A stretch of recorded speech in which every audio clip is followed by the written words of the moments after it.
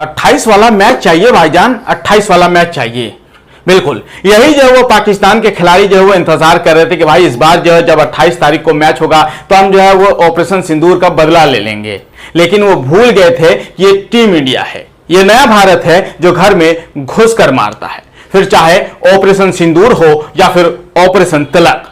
आपको तो पता चल चुका होगा कि आखिर कैसे जो है वो एक अकेला जो है वो तिलक वर्मा ने जो वो बता दिया कि भाई वो जो तुम्हारी जो पिछली पीढ़ी जो देख देख कर या फिर बोल बोल कर जो आई है ना कि हर वो जंग हमने जीती है, हर वो मैच हमने जीता है, वो गुरु यहां नहीं चलेगा।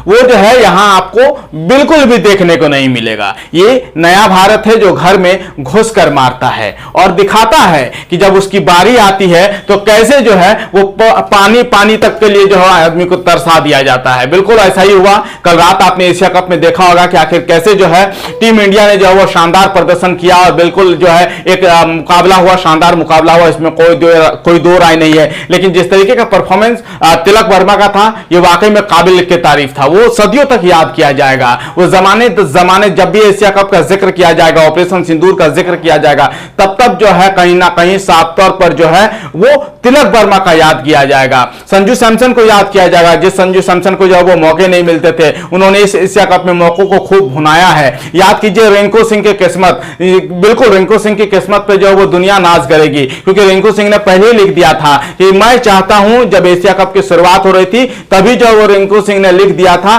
कि भाई मैं चाहता हूं कि विनिंग रन जो है वो मैं मारूं। तो इस पर जो है वो बिल्कुल अब साबित हो गया। कहते हैं कि किस्मत भी कोई चीज होती है, जब किस्मत में आपका लिखा हुआ है ना तो इंसान उस मंजिल तक पहुंच ही जाता है, उसमें कोई रुकावटें नहीं आती। सोचिए किसने सोचा था कि रिंकू सिंह जो है वो मैच खेलेंगे और विनिंग शॉट जो है वो एशिया कप का रिंकू सिंह के बल्ले से निकलेगा। एक भी मैच नहीं खेले थे, केवल एक ही बॉल खेला, उसमें भी जो वो चौका जड़ना पड़ा।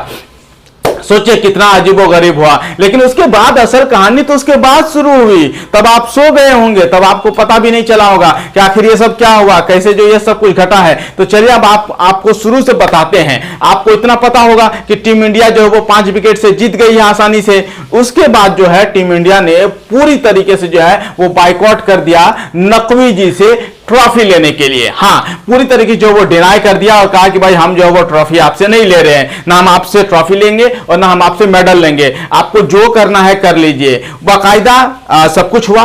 मैन ऑफ द मैच दिया गया, प्लेयर ऑफ द मैच दिया गया, बेस्ट सिक्सर दिया गया, गेम चेंजर मूवमेंट दिया गया, सब कुछ दिया गया। अभिषेक शर्मा को जो है वो गाड़ी मिली जिस तरीके जो है वो। उसके बाद जो है टीम इंडिया ने बाइकआउट किया। टीम इंडिया ने कहा कि गुरु हमें माफ करो, अपनी ट्रॉफी अपने पास रखो, हम विदाउट ट्रॉफी सेलिब्रेशन करेंगे। टीम इंडिया ने वो विदाउट सेलिब्रेशन किया, जिसके वीडियोस और फोटोज जो कहीं ना कहीं सोशल मीडिया पर खूब वायरल हो रहे हैं। भाई बड़ा सवाल है, लोग इसमें जो है वो सर्च कर रहे हैं कि भाई हमने जो है ऐसा क्यों किया। तो आपको बता दें कि आपको पता होगा कि कैसे जो है हमने जो है पूरा बाइकआउट करके रखा था कि भाई खून और बिजनेस जो है एक साथ नहीं चल सकता है। दरिया और में जो है वो एक तरफ जो है वो किश्ती, दूसरी तरफ जो वो बिजनेस नहीं हो सकता है, बातचीत नहीं हो सकता है। फुल तरीके से जो है वो बंदी थी, उसके तहत हमारा खेलना हमारी मजबूरी थी। हमने आपको कई वीडियोस में बताया है। अब वो जब मैच हो गया, अब वो जब खेल लिए, उसके बाद जो है हमने नकवी साहब को भी जो है वो बता दिया, उनके मुंह पे भी बता दिया कि भाई हमने अगर मना किया है ना तो हमने मना किया है, हमसे ना उलझिएगा। तो ये साफ तौर पर टीम इंडिया ने जो है वो दिखा दिया है। आप वैसे आप हमें कमेंट करके बताइए